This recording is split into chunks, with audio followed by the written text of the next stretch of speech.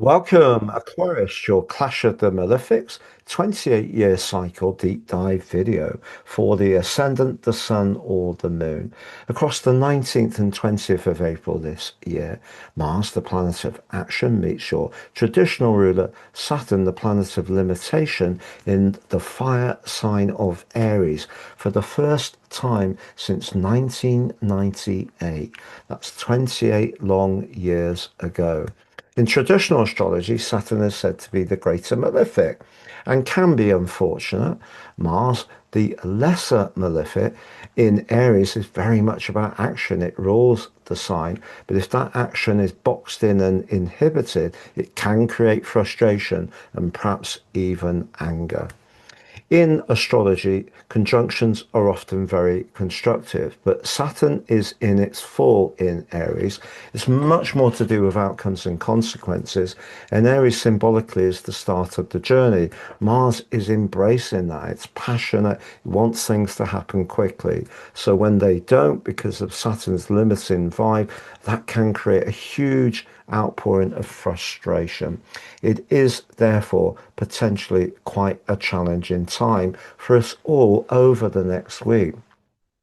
But I'm going to share with you, Aquarius, what you can expect from an astrological viewpoint in terms of your energy, work, relationships, and finance, and also give you the chance to download my free factoid all about Mars conjunct Saturn, the planetary influence in detail, the astronomy, astrology, and mythology. Please stay with me for that. So on the screen, we have the event when it occurred all those years ago.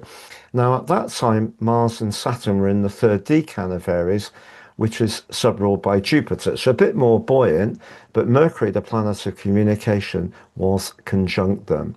But intriguingly, it was in a retrograde. If you think back to then, if you're a little bit older, can you recall what was going on, particularly around domestic appliances?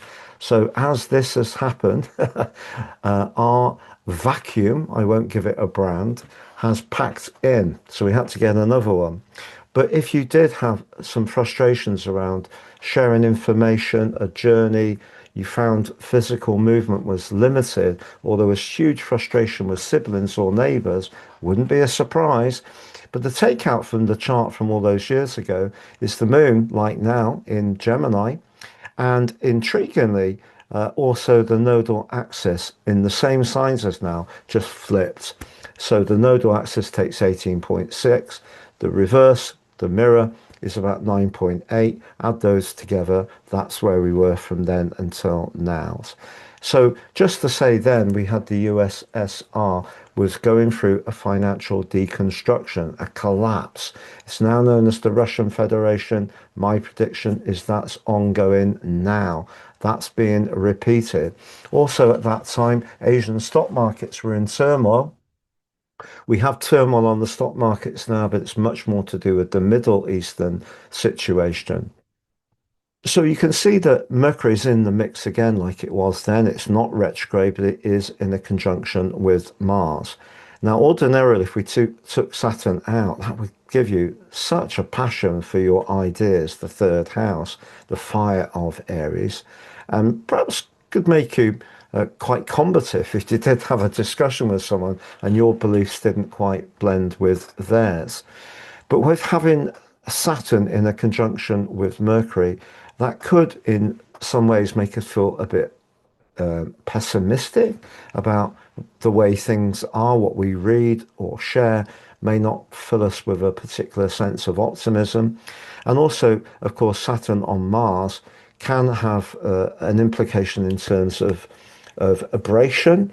So if you are suffering from any kind of inflammation or inhibition around movement, that could be amplified by this conjunction, or it may be around a mode of transport. This is not a good time over the next week, Aquarius, to be dashing off anywhere, trying to get there quickly.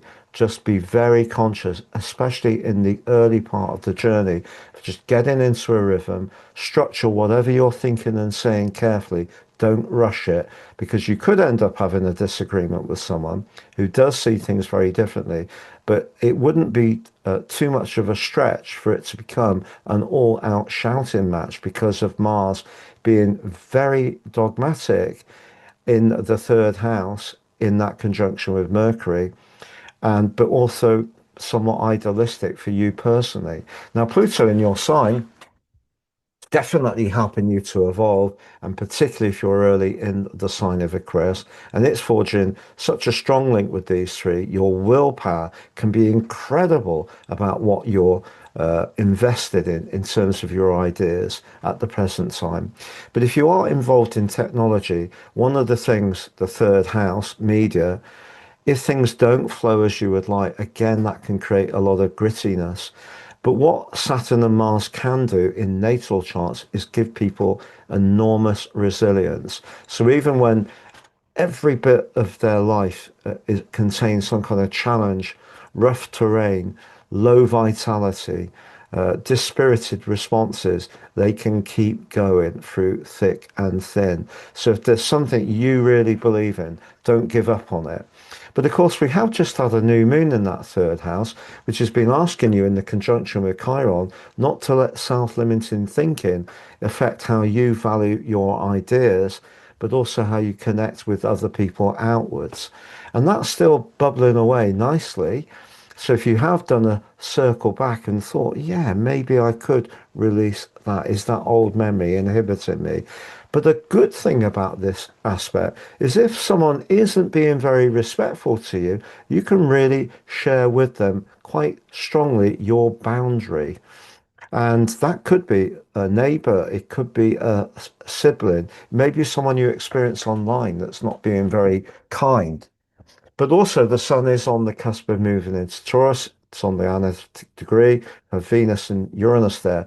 So, whatever frenetic energy may be playing out over the next week, know the direction of travel is towards a bit more peacefulness, I feel. Now, I'm going to summarize the whole chart for you in terms of your energy, your work, your relationships and finances. But just before I do, I've slashed the price of the personal horoscope. You can now pay for one and get three. You get your life roadmap with the purchase, which helps you to understand your life journey and the patterns within it, the transit forecast for the next 12 months, and your draconic or soul or karmic analysis. They're free. Why? Because people are feeling the pinch. Second, because I want more people to enjoy and benefit from technical astrology. Please see the link below for more. So that's pay for one, get three in total.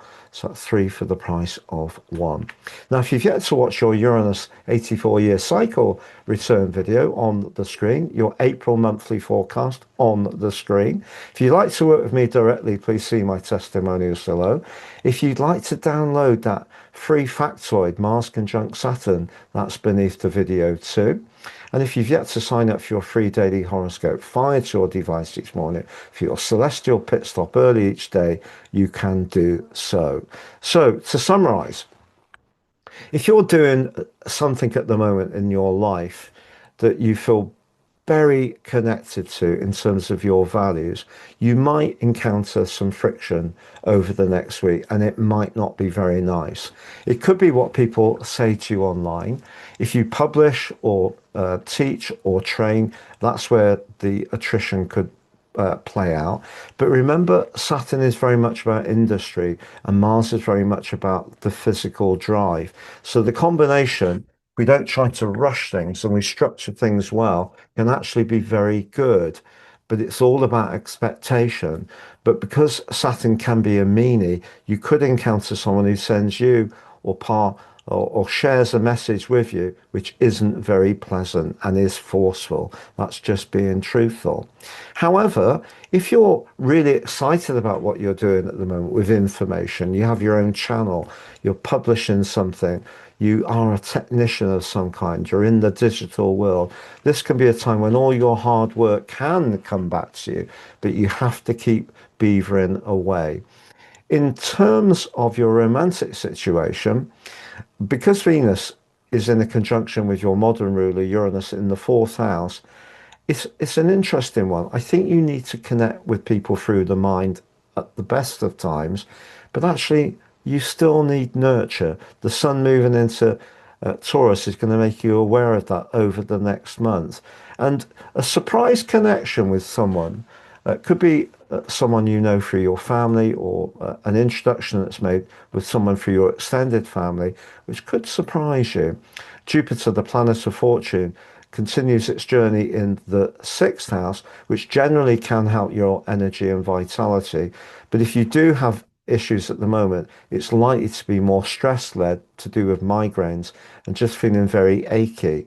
As far as professionally, well, the part of fortune is right at the top of your chart, Aquarius. You will prevail. If you're doing what's really right for you, you're going to come through whatever's going on at the moment. And also with the North Node in that second house, by the end of July, whatever you feel really strongly about can give you an outcome. It's just all about trusting your instincts. Also, Pluto forges a fabulous link to the moon in the fifth house. So even if you do enter a little bit more of a quieter phase, your personality, power, and charisma will be undimmed. Thank you so much for joining me. All the best. See you soon.